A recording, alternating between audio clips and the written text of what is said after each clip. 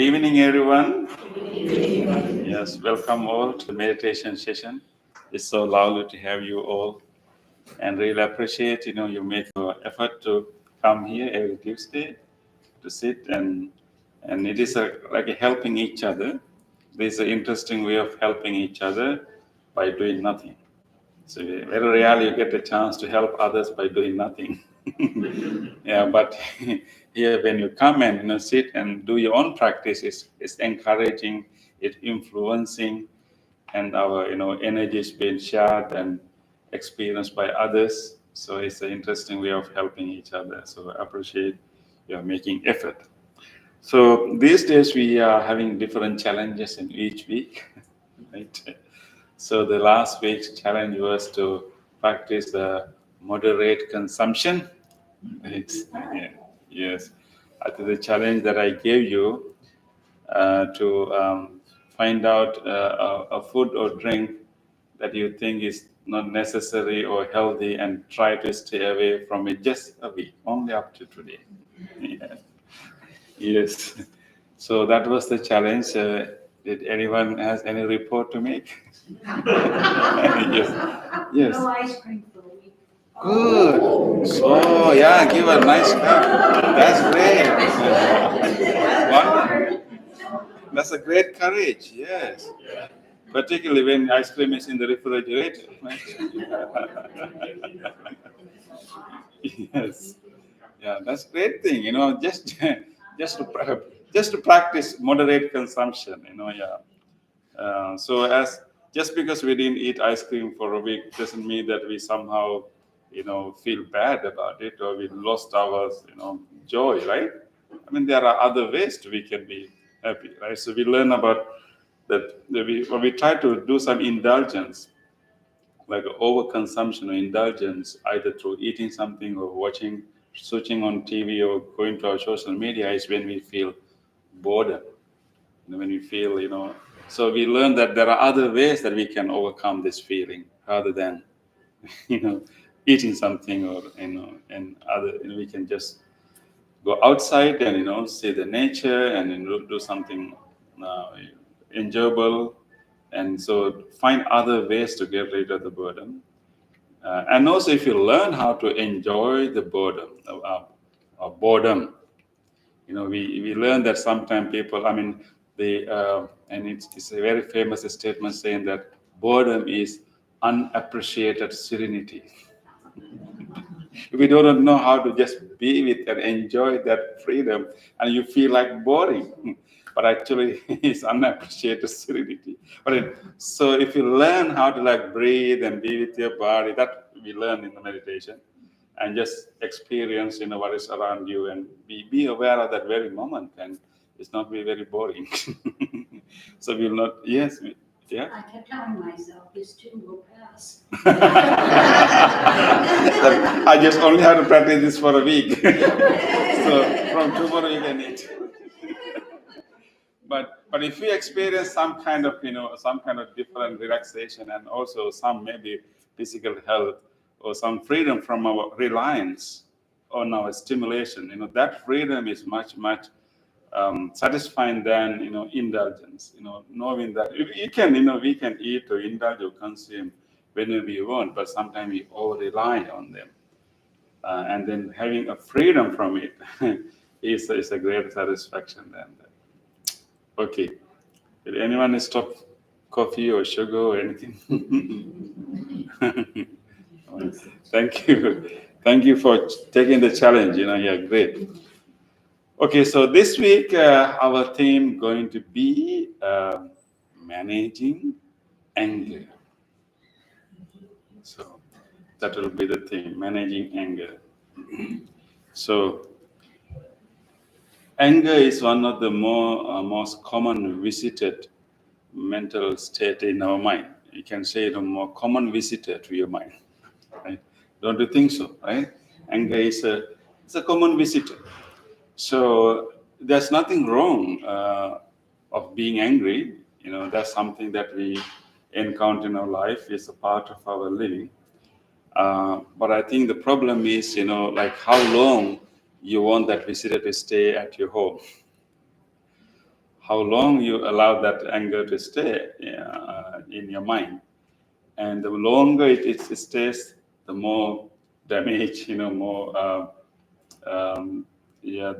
damage it will do to your body and mind. So that is why we need to learn about it and learn ways to manage anger. We are not going to eliminate, at least at this stage. It is maybe spiritual growth. There's a point we will eliminate the very possibility of getting angry. But at this stage, we are just learning how to manage it. Yeah. So I think the term anger, although we just call it anger, if you just think about the moments you feel angry, it's not the same all the time, right? Let's say, you try to open a lid of a jar, cannot do it. Do you get angry? That's, I mean, maybe a little bit irritation, right? You cannot open it. And that's one, so that's one experience, right? And maybe, someone, send you a text, accusing you for things that you never did. But, maybe you never intended, but, they were accusing you. Do you get angry? So is it the same anger, like, when you cannot open the lid of the jar? No, right? It's not the same. Yeah, it's not the same. And if someone, you really want to talk to someone, you try to call the other person, doesn't answer the phone. Again, another instance, right? So we can see that in these different instances, we feel something, but it's not exactly the same level or same degree, but we call it angry. So in reality, what you call anger is just a common umbrella term to refer to various grades of mental states. So it's really important for us to understand. Usually we call it I got angry, but actually it's not the anger, it's different shades to this mental experience. So sometimes language is not helpful in that case to go through all these different shades of anger. But we can understand that any moment when you get angry, it is a kind of a specter. So it starts with initial dislike and then grow into anger, and even beyond anger, can be rage, can be ill will, like a harboring anger. So therefore, I think it's important to understand this in spectrum, maybe continuum that happens in our mind. So I think most of the time, the starting point of anger, or right now let's say anger, but remember that I'm not talking about the just use this umbrella term. Anger means to mean that something that we don't like, right? Yeah. So any anger starts from initial experience of a very subtle place. Any anger arises from a very subtle place. Some kind of experience that is disagreeable. Something that you encounter that is not agreeable. You understand agreeable and disagreeable, right? Something that is disagreeable. So you see something, you hear something, you encounter something that is not pleasant, disagreeable. And that disagreeableness can be the very nature of that, whatever thing we see, maybe a honk, loud sound, maybe, you hit your toe against the door or whatever that, so that experience itself can have a disagreeableness or the painfulness. And that's where we start. But that's not enough for us to move into anger. It's only a disagreeableness and dislike, and then we may have that may lead to what we call maybe resistance. We dislike and resistance. We resist. But then that is kind of automatic, so to speak. But then there's a whole pace of the anger that we add mentally to it. That means, so that disagreeable, that unpleasant experience that is not pleasing is interpreted by us in different ways. Maybe a loud sound you heard behind your car, maybe the sound itself is disagreeable, it's unpleasant.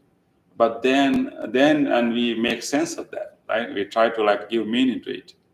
And we interpret that sound as, oh, that person really want to scold me, right? So we interpret that disagreeable thing in a different way. Sometimes we interpret it as a accusation, or as a threat, or as blame, in different ways. And if we interpret in that way, more self-centered way, it is accusation, it is a blame, it is a threat, and then there'll be another series of mental, energy will arise. That could be the anger. So we have initial disagreeableness to what we experience, and then we have initial recognition of that, distaste, dislike. But then our interpretation of it will make it stronger anger. In that interpretation, we judge it, and we think that someone want to intentionally hurt me, and someone want to intentionally judge me, someone want to threaten me, and then someone want to offend me. So that that's all about interpretation. It's interpreting it as an offense, it as a blame, as accusation, or as a threat. It happens, in our mind. So that is a kind of magic element we put into this whole scenario and make it to a real anger, and then we are no more ourselves after that. We can say things that we will never say in other times. We can do things that we will never do in other times, right? Almost like we have been possessed by this anger. So understanding this spectrum, this continuum, is so helpful in our life to deal with this, because the earlier we become aware of it, so the whole becoming aware of it, the easier for us to manage it. So the most of the time, what happens in our life, we are not aware of this process. We always encounter things that are not agreeable. That is common in our life. We cannot expect the whole world, everyone, to be agreeable to our wishes and our expectations, right? We can't. So it's very common we experience this mismatch, and also very common we experience like really physically hurtful, annoying things. It's very normal. But I think the mental ingredients, so judgment, so interpretation we add would be the magic element that make this thing a really dangerous thing, that can be harmful to ourselves and also to others. So therefore, if we pay a little bit more attention to that interpretation, how I interpret this, and then maybe not to just believe it, that even interpretation, like if someone honk you behind, for example, and our interpretation of that may be a learned interpretation. It's like habitual happen. Oh, he thinks that I'm driving too slowly. Did he say that? No, but that's our interpretation, right? And so there are many ways. But we don't see that. We think that that's exactly what is happening. So we are not aware of this whole process. So at the end, we end up being really angry and really, frustrated and upset. And that is really, and then we may do some harmful things. And we may say some harmful things to others. And also, but whether we say harmful things to others or not, it's already start harming ourselves. Right? And that's what I think in the quote you received today. Anyone remember the quote today? Yes. Some paraphrasing. Yeah. Holding on to anger is like holding hot coal you want to toss at someone. Instead, the only person who gets burned is yourself. Exactly. That's not paraphrasing. Yeah, that's great. Yeah, good. Thank you. Yeah. So the holding into ankle, like holding into hot coal or maybe iron bars, and hoping to hit someone with that. So yeah, so if you strike is successful, it will hit someone, and it will hurt others too. But one thing is sure, whether you hurt someone else or not, you already got hurt because it's in your hand. But sometimes anger spurs you on to try to make a change. Like that Yes. one quote said that I was clever and Yeah. tried to change the world. Yes. That seemed like the idealism of youth. Yeah. But as you get older, the second part of that is you're wise, but you still have some of that frustration and you want to change the world, but you don't have the energy. Energy. So, yes. So that leads to frustration. Frustrating. Thank you again. So, but we have to complete the quote. Now I'm wiser, therefore I'm changing myself. Yeah. Yes. Definitely, I think there are things that needs change in the world. There can be unfairness, injustice, so many things. That we should contribute to change. And then that is how human beings have been. Working together and evolving. Our civilization have been flourished in that way. But the point here is not to be complacent or not to be inactive, but actually act in a more fruitful way. So if we act out of anger, frustration, disappointments, and it's simply a reaction. It's simply reaction doesn't bring any result. So it's only an expression of a frustration. But if you first look into our own frustration and anger, and then learn about calm it down, and also understand the limitations of the change we want to do. We may expect certain changes, but there are always limitations. How much change we can make, and how fast it's going to be. There are always those limitations. Understanding those limitations, we calm ourselves, and then we act not out of frustration, not out of impulsive behavior or reactionary behavior, but then we act more conscious, more deliberate, more purposeful, with intentional, and that actions are very useful, very fruitful. All the social reformers had that quality. Of course, they didn't approve certain social structure, certain injustice and unfairness, and they're really against it. But they knew how to manage themselves before they act out, before they organize, before they do it. So even for a social change, basis is to manage one's own anger and frustration. Then you have more choice, more understanding how to behave.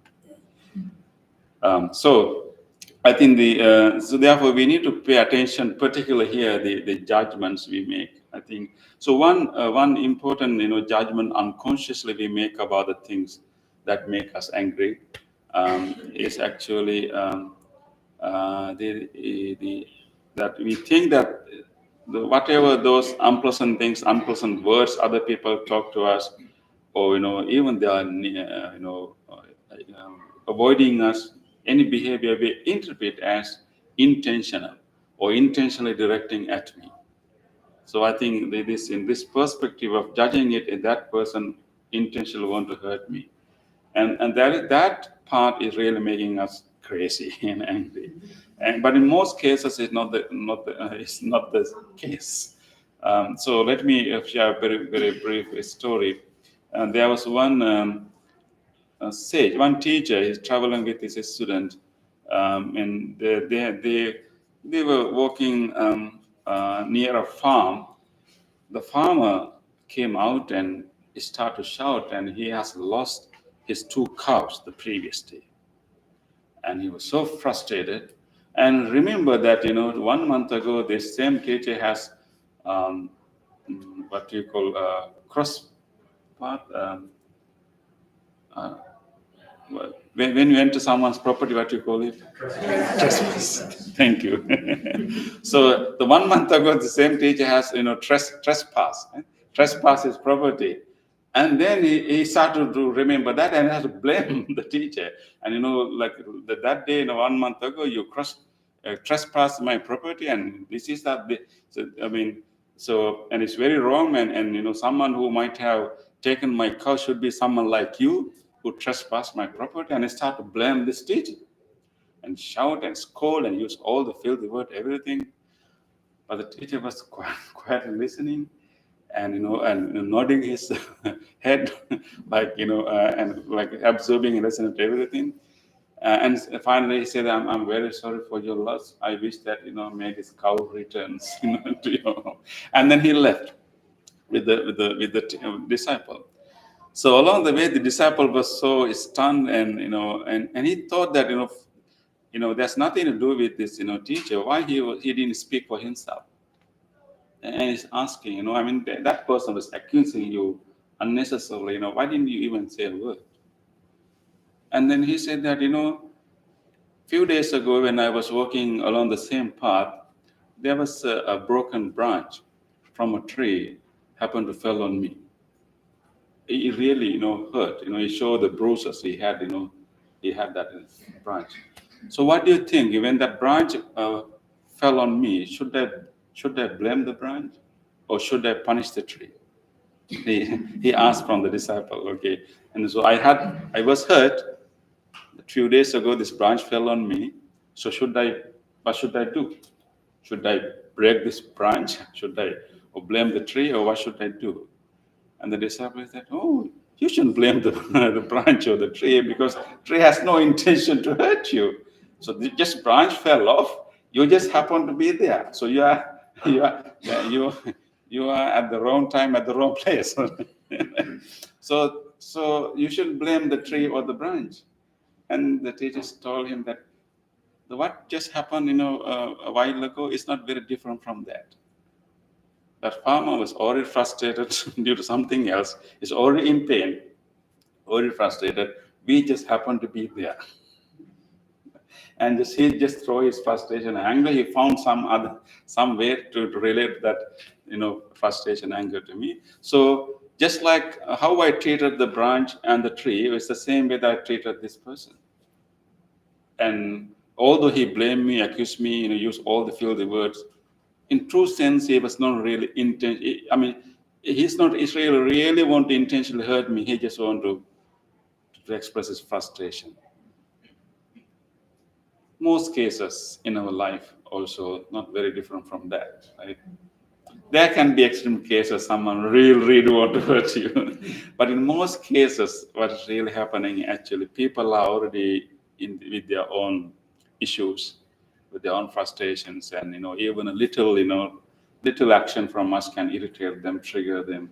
So what is happening is actually they are simply throwing out their frustration. We just happen to be the person they are to receive it. So if you try to depersonalize it,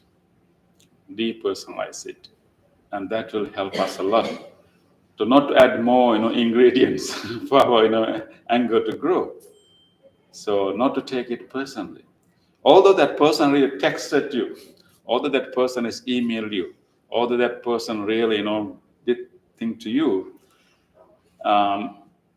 in most cases we should take it personally. That is maybe the nature that persons learn to react to a situation, and most of the time it's expression of a deeper pain, expression of a deeper frustration.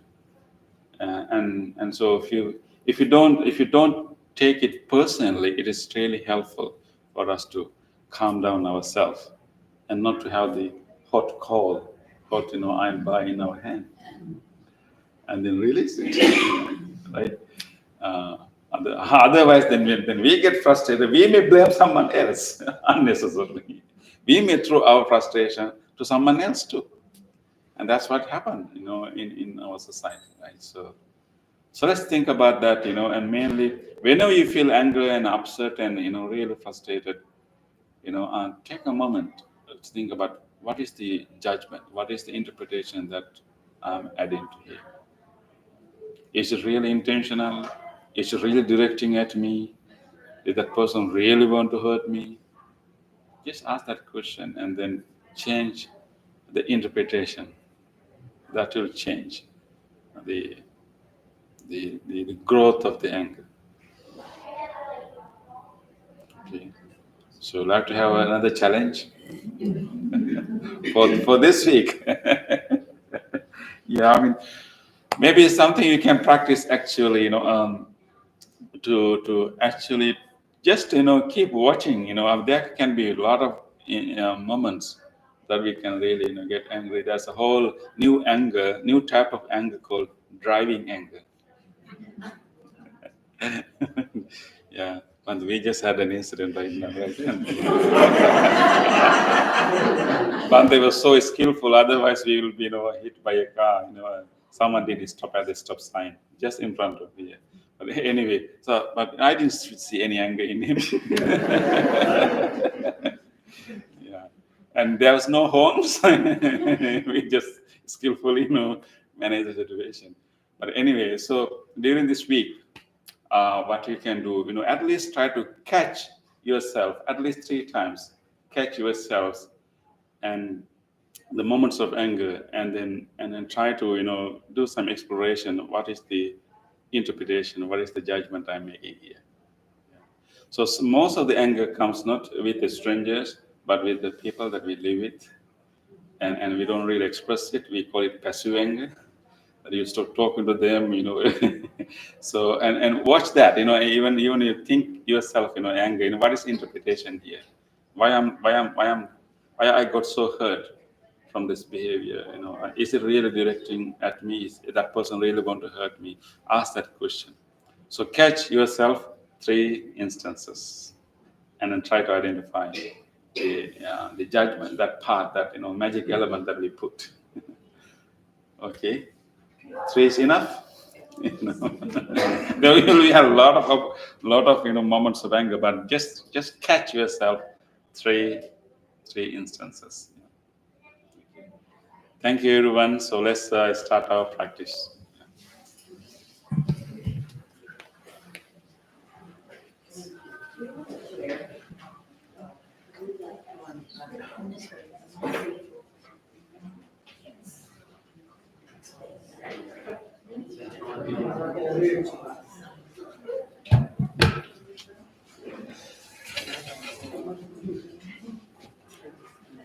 Okay, today we have room full of people. Yeah, so we'll be spreading our hands. So make sure you can just move back and front, and make sure that you don't hit anyone or anything. That's right. So let us now adjust our feet nicely. We will spread our feet a little bit apart. That can allow us to distribute our weight evenly to our both feet. Take a moment to rock from left to right a little bit, and then try to find the middle position. Yeah, you feel both feet evenly, and how that firm standing right here, with the awareness of both feet.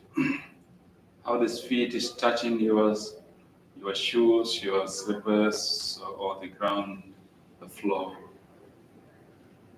Take a moment to feel the pressed muscles in your heels, how those heels are enveloped by your shoes, or how it is pressed against the floor. Try to feel that touch sensation over there.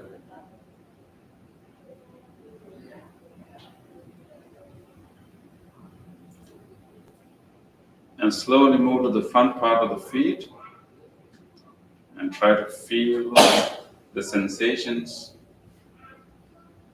in the front part of the feet. Whatever the muscles that are touching, just feel them. And even gently move your toes and see if you feel any of your toes. It may not be all, but you may feel some of them. You can move your toes a little bit, maybe press your toes and try to feel them.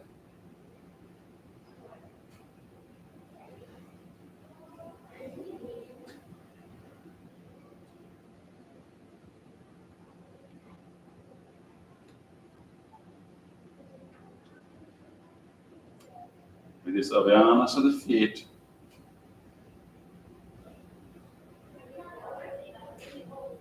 let us acknowledge that I'm standing firmly and I'm thoroughly grounded in this floor. With this awareness, we will move our hands to create more awareness of the body. Gently open your eyes, and we will slowly move our hands with our breath.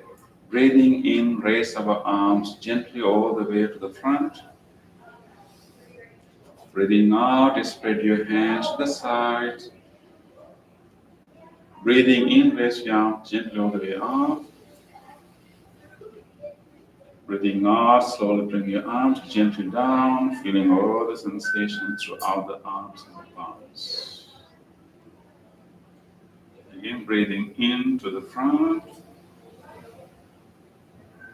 Breathing out to the sides.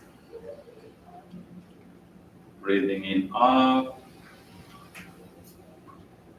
Breathing out, slowly coming down, feeling all the sensation throughout the arms and the palms. Again, breathing into the front. Breathing out to the side. Breathing in up. Breathing out, slowly coming down with full control, paying attention to the subtle sensations.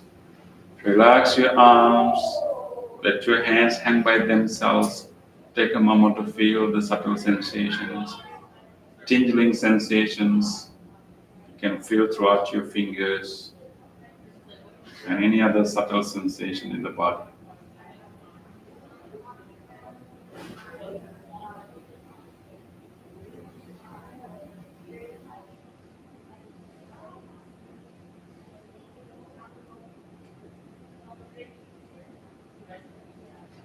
Let's do the next movement. This time we will interlace our fingers and bring them to the top of the head. Breathing in, let's turn palms up and try to straighten the palm straight. And breathe out, just bring them down and rest. Breathe in, palms up, straight. Stretch your arms and the spine. Breathe out, palms down, come and rest. Breathe in, palms up, straight and stretch. Breathe out, palms down, calm and rest. Breathe in, palms up and stretch and stretch. This time when you breathe out, let's go to your right, giving a nice bend. Breathing in, come to the middle. Breathe out, let's go to the left, release in the air. Breathing into the middle. Breathing out, go to the right. Breathing into the middle. Breathing out, go to the left.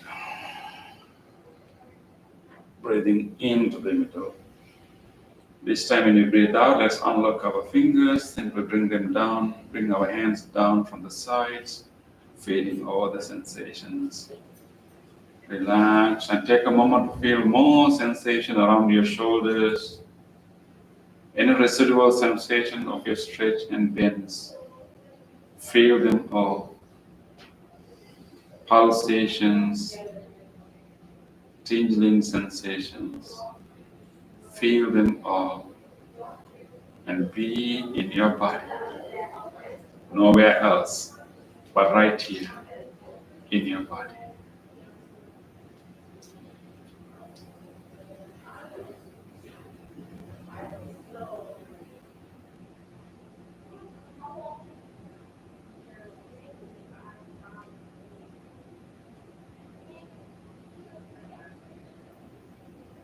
With this awareness of the body, we will now slowly go to our chairs and sit down for seated meditation.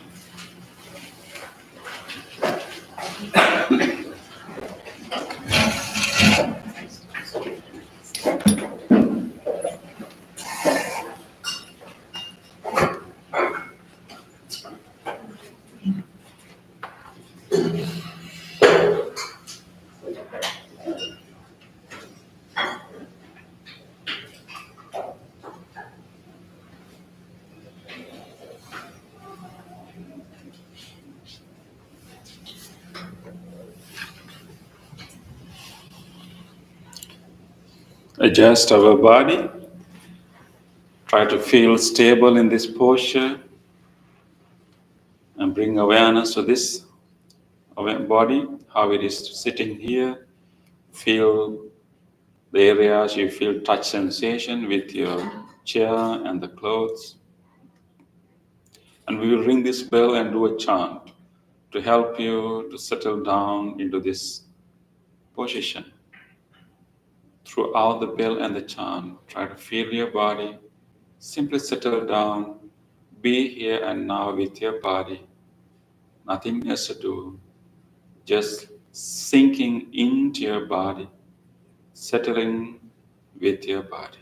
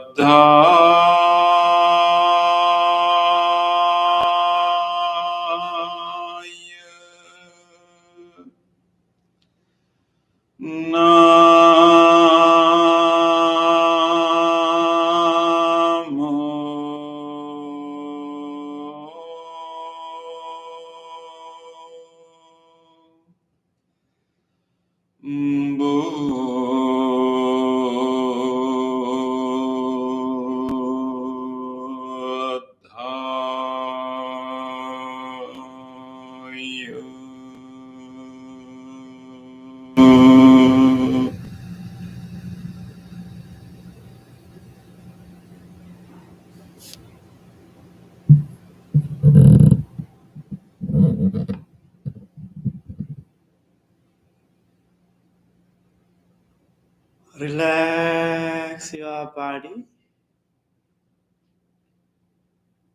Take a slow, long in breath through your nostrils and slowly release the air while feeling the relaxation of your whole body.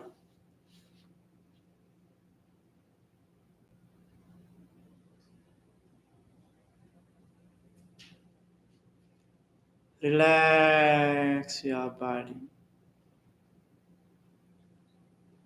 Take another slow, long in breath and slowly release the air and feel the relaxation of your entire body.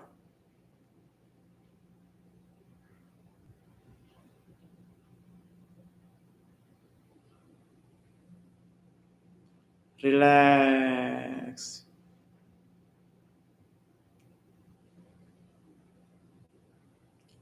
Come to the natural breath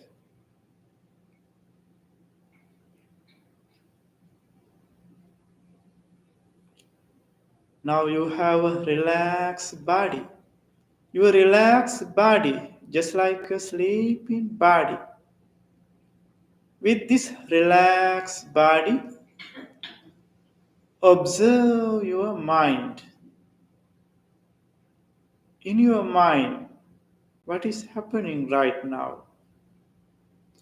There may be pleasant thoughts, unpleasant thoughts, neutral thoughts, whatever thoughts there are, just observe.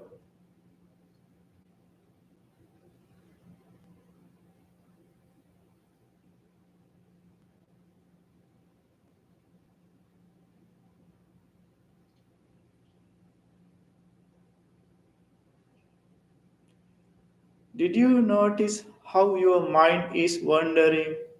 How thoughts are popping up one after the other? That is the nature of our mind.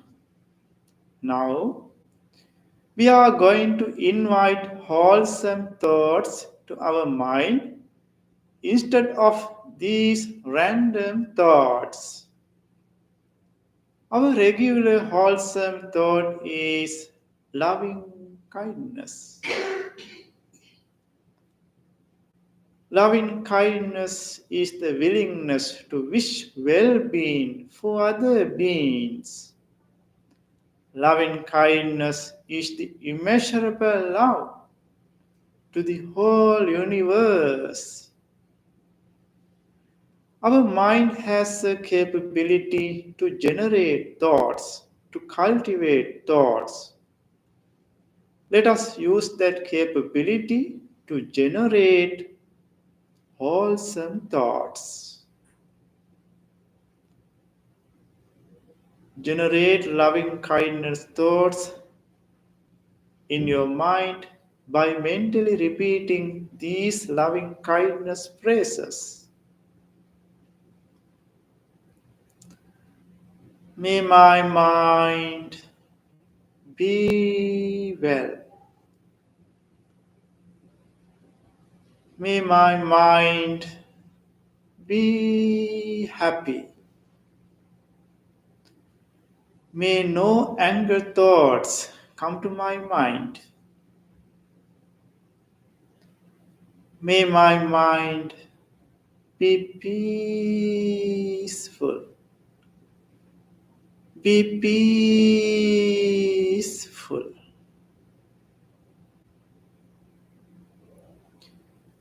With this peaceful mind, let us generate loving kindness thoughts to your body. Your body needs your loving care. Your loving kindness thoughts can heal your body. In our body, so many organs are functioning to sustain this valuable human life. Appreciating each and every part of the body, generate loving kindness thoughts towards this body. Feel your skin. The largest organ of the body is skin. Appreciating the support of the skin of this body, generate loving kindness thoughts in your mind. May the skin of this body be healthy, be healthy, be healed,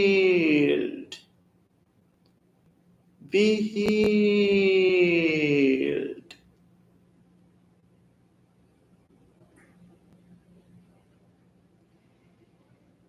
Scanning your body, extend loving kindness thoughts from external side to internal side of the body.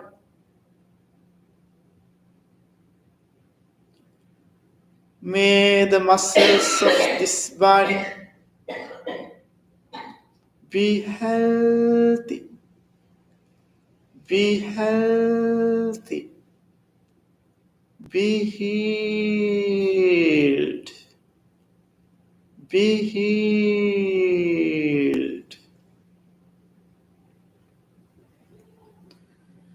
May the bonds of this body be healthy.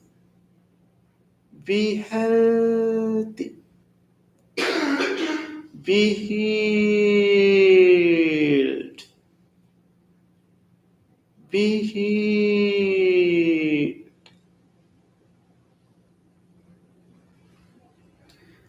May this whole body, including brain, central nervous system, peripheral nervous system, respiratory system,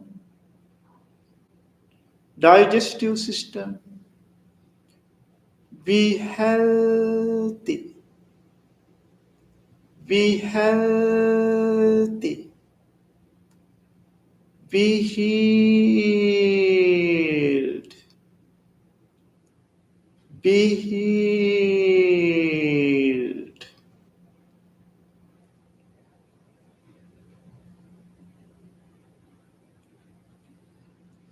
Now, let us expand the loving kindness thoughts that you generated yourself for other beings. In this world, all beings like to have happy life. Everyone likes to have peaceful life. Let us spend loving kindness thoughts from this meditation room like a circle of waves embracing all the human beings, including animals.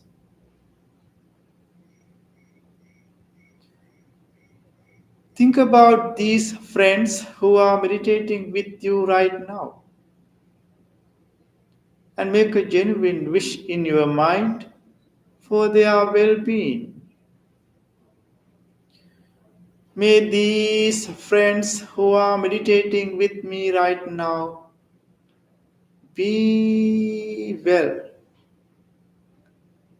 be happy, be safe, be peaceful, be peaceful.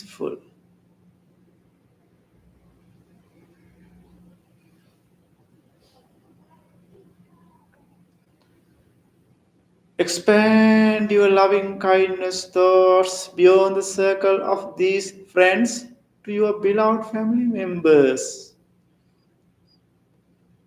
Think about your beloved family members and include them to your loving kindness meditation.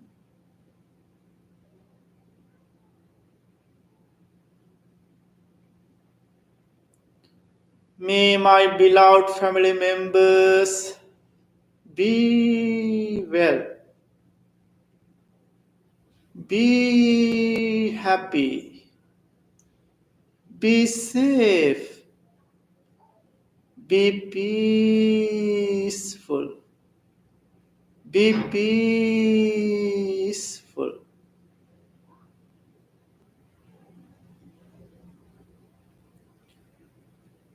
Your mind is powerful to expand loving kindness towards far away places.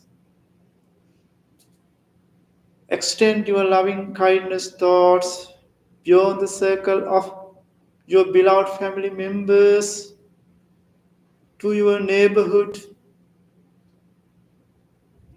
to your neighboring cities, to your neighboring countries, and to the whole world. There are so many people, including animals, who are suffering due to lack of food, due to health issues, due to natural disasters, man made disasters. Thinking of these difficulties, let us spread loving kindness thoughts to the whole world, to the whole universe. May all beings, visible and invisible,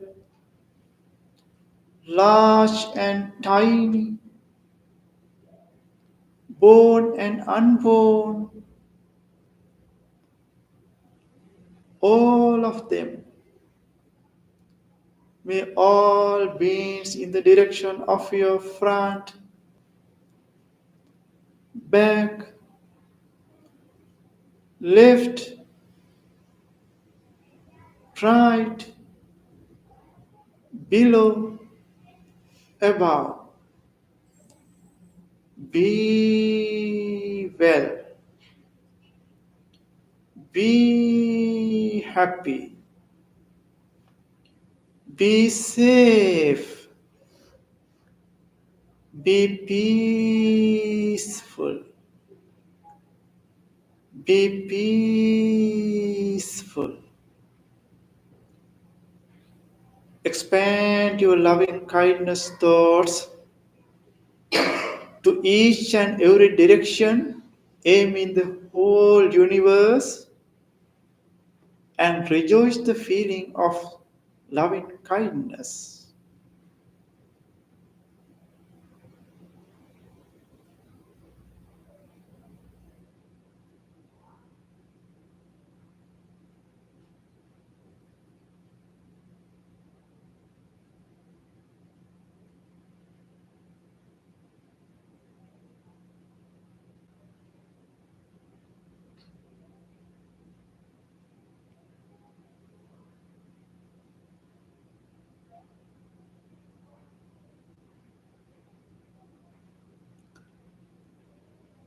After expanding loving kindness thoughts to the whole universe, you have a peaceful mind. With this peaceful mind, gently shift your attention to observe your natural breath. Keep your awareness in between your upper lip and nostrils and mindfully observe how you are breathing in, how you are breathing out, and try to be with your natural breath, nowhere else. Mindfully breathe in, mindfully breathe out, and try to be with your natural breath.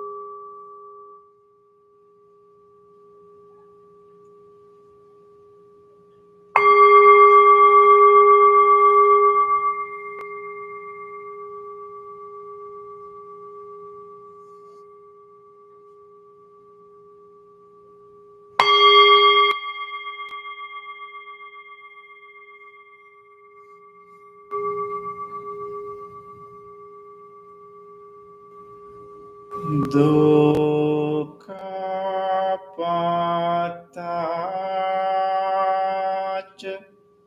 Nidukkha Bhayapattac Nibbhaya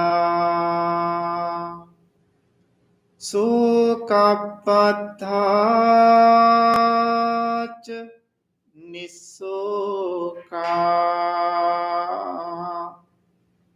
Hontu sabbepi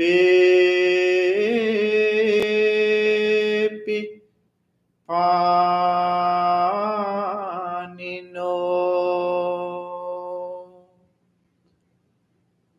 May all those who are suffering be free from suffering. May all those who are in fear be free from fear. May all those who are in grief be free from grief. May all beings be well and happy. Gently come out of your meditation and put your palms together and place them against your chest. And take a moment to feel grateful for this opportunity to have a peaceful meditation in our life. Feel grateful to all the enlightened masters and the teachers who transmitted this wisdom from generation to generation.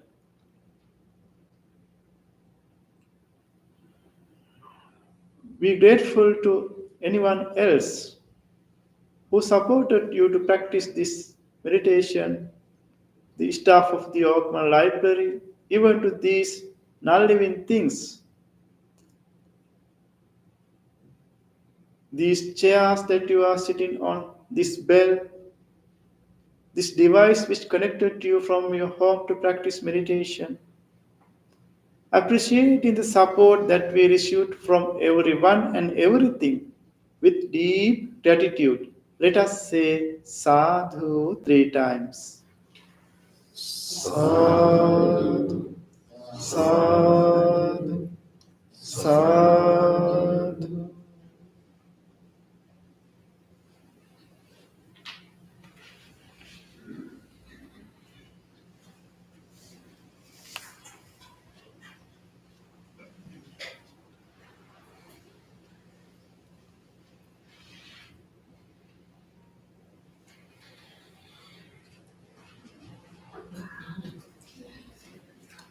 So nice to have you all for the meditation. And I wish that may you carry this peace to the rest of the week. And may you share this peace with many others. I appreciate your practice and commitment. And look forward to see you again next Tuesday. So remember the challenge. You are free to be angry, but try to examine at least 3 instances and catch yourself and try to say the ingredients that you put, our judgments and our interpretation. Okay, so you have full right to be angry, but just analyze and try to figure out our interpretation. Yeah. Thank you, everyone. Look forward to see you again. Those who join our YouTube, appreciate your commitment to practice from home, and we look forward to see you again in the similar way. Thank you. Good night. Yeah. Those who would like to be in our mailing list, you can write your email address in the book. What is this paper? What is this paper?